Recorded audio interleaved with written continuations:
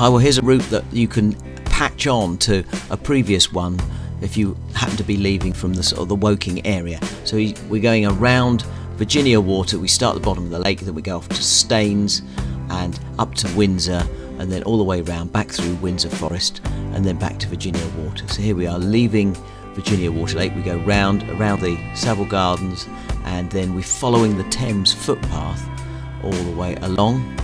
It is a formal cycle route, so you can carry along past the locks, and then we get to Staines, and that's where we leave the river. So here we're going to leave the river, we're going to cross over and then come back through Wraysbury and Datchet.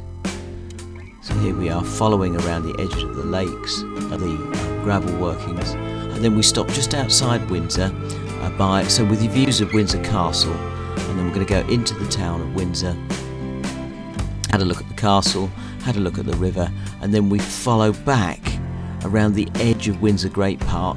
The village is actually within it, you can see that's the forest, and then back along and we rejoin. So that's the route, and it's about 26-27 miles. So we're leaving from the car park. Now there's several car parks along the side of Windsor, Virginia Water, and we've just gone past one and you can see all those cars parked on the other side, and it's entirely up to you. There's loads of car parks here, but you do need to get there when the dog walkers are not around. So there'll be a lot of people actually using them. So we follow down this road, it's in a cycle path, and we then go turn left, and now we're heading off the back towards the Savile Gardens. And this is a quiet little back road around behind and through the edge of the park near the polo ground. So we've just gone into the Savile Garden to have a look. There's a cafe there, there's toilets, and during the winter months it's actually free to get in for the first hour or so. So now we head back onto the road, and we're cutting around the back of this rather nice area. The roads are all pretty easy, although you see cars going past, and they're marked with double yellow lines. That's simply because it's quite an exclusive area and they don't want you parking there, but you can see the park is on our left anyway. And we're going to follow through into the town.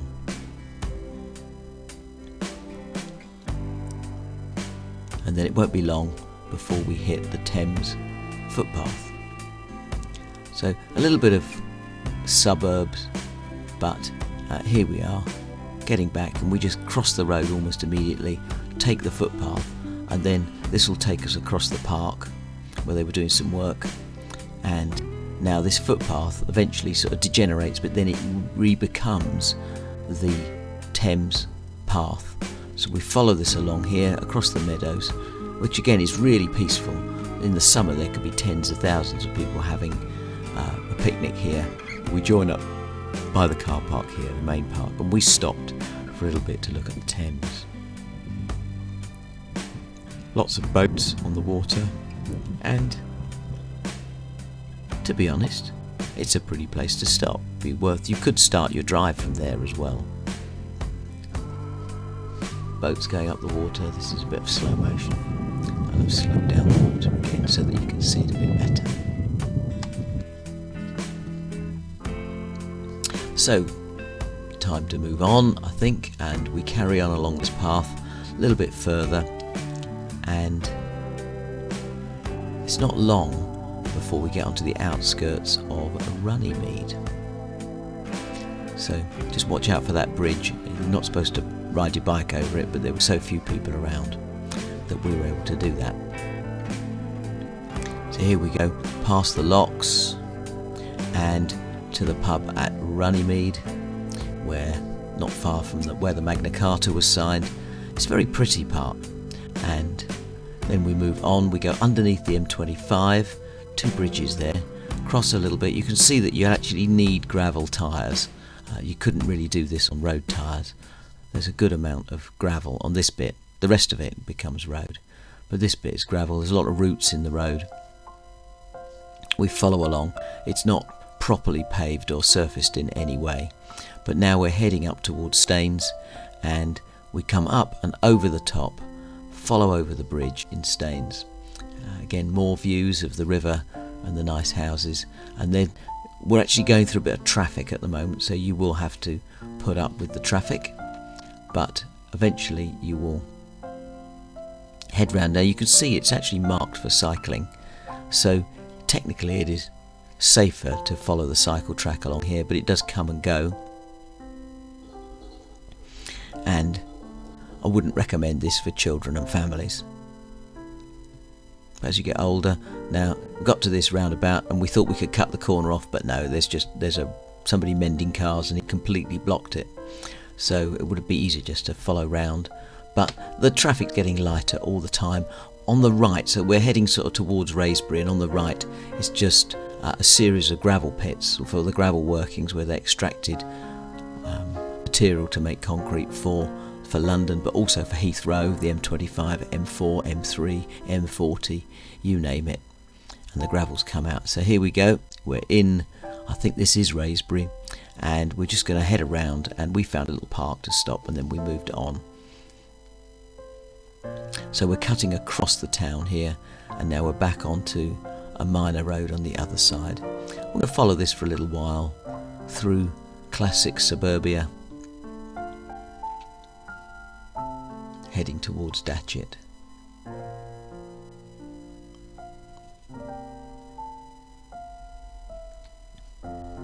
As an indication as to how minor this road is, there's a single track bridge over the railway.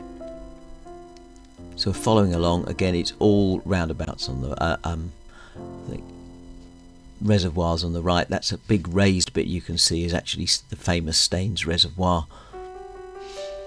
This used to be the main route into London, but the M25 and M40 have completely transformed that.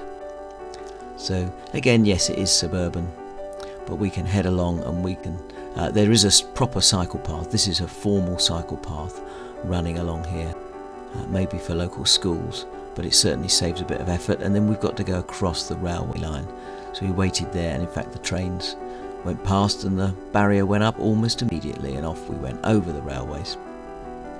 And now we're back onto the other road, and this is the Windsor Road, really, following our way along.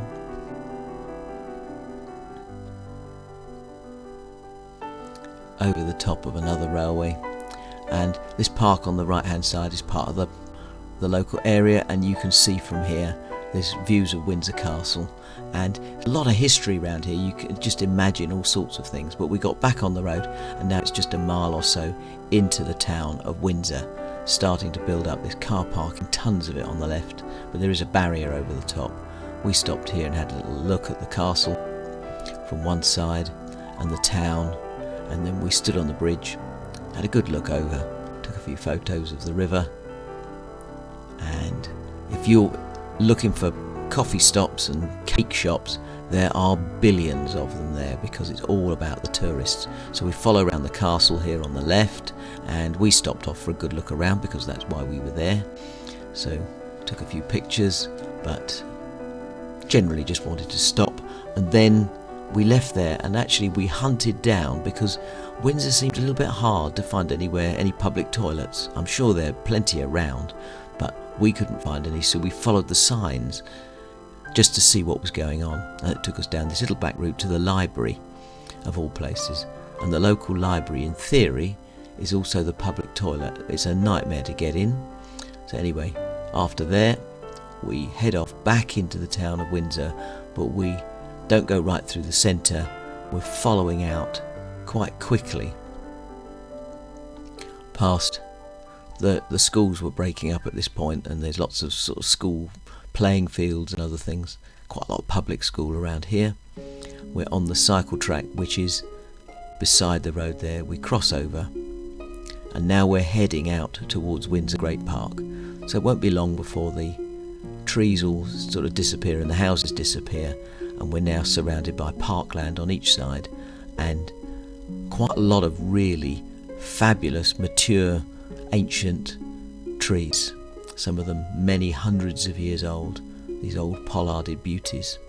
So we follow along. You can see they're trying to stop you from parking. In fact, most of the car parks here were closed whilst we were going along. So this road is not the prettiest, not the nicest, but we were looking for a way to get back into the park. So we headed back into the park, and that immediately becomes quiet. It was getting a little bit late now, though. You can see the sun is a bit low, and the problem we had is actually getting around the lakes and the areas inside, in that basically they were forcing you out. And so rather than heading back to Virginia Water internally, which you could do, it just makes it a bit of a longer ride. You have to go almost right the way across and drop down. We turned round, went out, and then we joined the road again, but we cut a big chunk out of it, so that wasn't too bad. And now we're heading along, and we're going to go left in a minute. This road was quite busy because it was rush hour.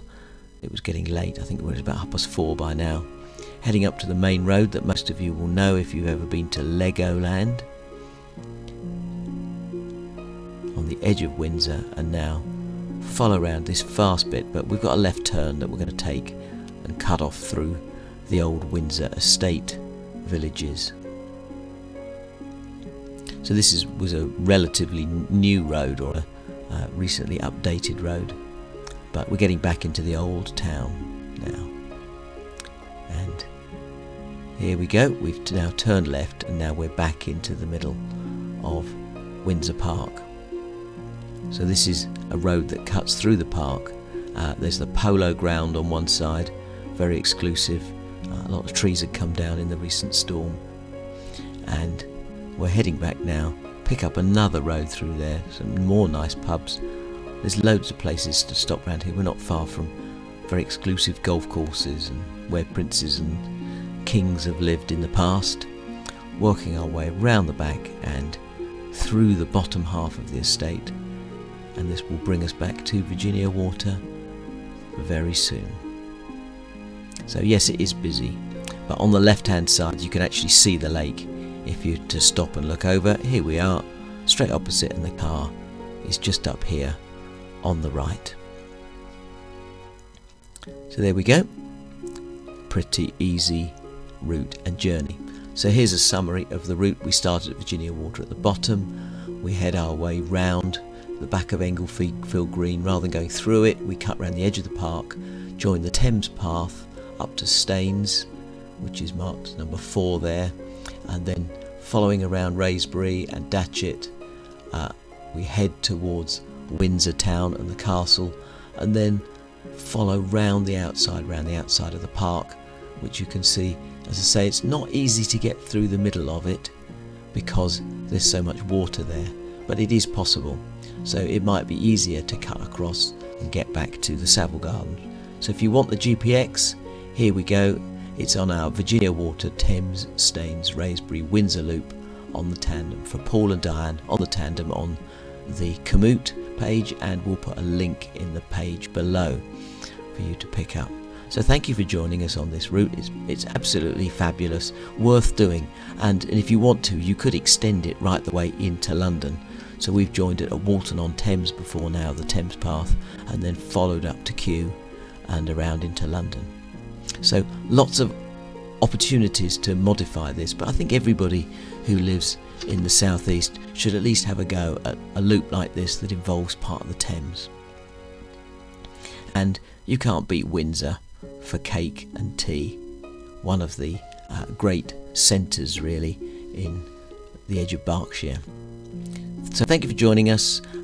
Do like our channel and subscribe. That would be really helpful to us. Click that little like button, and we'll see you in the next ride. Bye.